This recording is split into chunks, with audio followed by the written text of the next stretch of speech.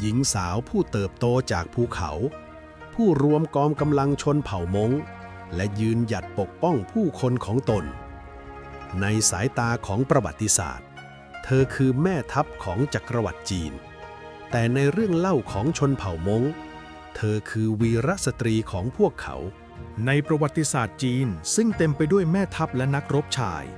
มีผู้หญิงเพียงไม่กี่คนที่สามารถก้าวขึ้นสู่ตำแหน่งเดียวกันได้และในบันทึกทางประวัติศาสตร์อย่างเป็นทางการมีเพียงหนึ่งเดียวที่ถูกจารึกไว้ในฐานะแม่ทัพหญิง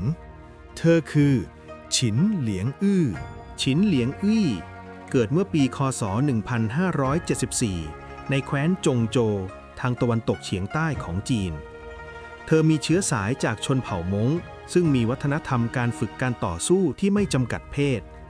ตั้งแต่วัยเยาว์เธอได้รับการฝึกฝนทั้งการขี่ม้ายิงธนูและศิลปะการรบจนมีทักษะโดดเด่นเหนือคนทั่วไปจากบันทึกและคำเล่าขานฉินเหลียงอี้มีรูปร่างสูงใหญ่แข็งแรงบางตำนานกล่าวว่าเธอสูงเกือบ2 เมตรซึ่งถือว่าสูงมากในยุคนั้นเธอมีบุคลิกสง่างามแต่แฝงไปด้วยความเด็ดขาดและน่าเกรงขามในสนามรบเธอมักปรากฏตัวในชุดเกราะสีขาวพร้อมหอกยาวและนำทัพอยู่แนวหน้า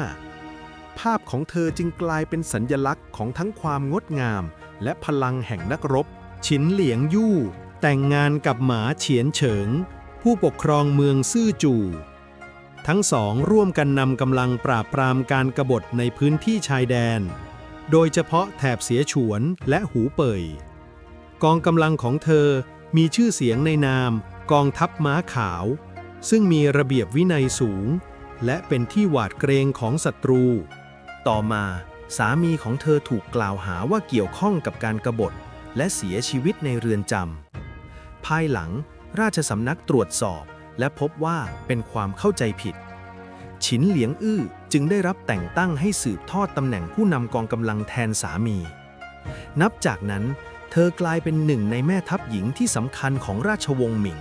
ฉินเหลียงอื้อนำกองกำลังเข้าร่วมศึกสำคัญหลายครั้งเธอมีบทบาทในการปราบกบฏและปกป้องอาณาเขตของราชวงศ์หมิงแม้จะมีชัยชนะมากมายแต่ในช่วงปลายราชวงศ์เธอต้องเผชิญกับกองกำลังกบฏของหลี่จี้เฉิงซึ่งเป็นหนึ่งในเหตุการณ์สำคัญที่นำไปสู่การล่มสลายของราชวงศ์หมิงหลังจากเมืองหลวงล่มสลายแม่ทัพบางส่วนเลือกที่จะเปลี่ยนฝ่ายเช่นบูซังกุยที่เปิดทางให้กองทัพแมนจูเข้าสู่แผ่นดินจีนอย่างไรก็ตามฉินเหลียงอื้อยังคงยึดมั่นในความจงรักภักดีและปกป้องดินแดนของตนต่อไปนอกจากบทบาททางการทหารเธอยังให้ความสำคัญกับการฟื้นฟูบ้านเมืองโดยส่งเสริมการเกษตรและเปิดพื้นที่ให้ผู้ลี้ภัยจำนวนมากเข้ามาตั้งถิ่นฐานดินแดนของเธอจึงกลายเป็นศูนย์กลางของความมั่นคงในช่วงเวลาที่วุ่นวายจากความสามารถและความจงรักภักดีเธอได้รับการแต่งตั้งในตำแหน่งสำคัญรวมถึงผู้พิทักษ์รัชทายาทซึ่งถือเป็นเกียรติสูงสุดสำหรับผู้หญิงในยุคนั้นในปีคศ 1648 ฉินเหลียงอี้เสียชีวิตขณะออกตรวจการ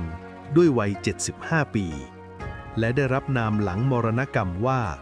จงเจินหมายถึงผู้จงรักภักดีและมั่นคงในคุณธรรมแม้เวลาจะผ่านไปหลายศตวรรษชื่อของฉินเหลียงอื้อยังคงถูกจดจำในฐานะแม่ทัพหญิงผู้ยืนหยัดท่ามกลางสงครามและความเปลี่ยนแปลงและในความทรงจำของชนเผ่ามงเธอไม่ใช่เพียงบุคคลในประวัติศาสตร์แต่คือสัญลักษณ์ของความกล้าหาญและศักดิ์ศรีที่ไม่มีวันเลือนหาย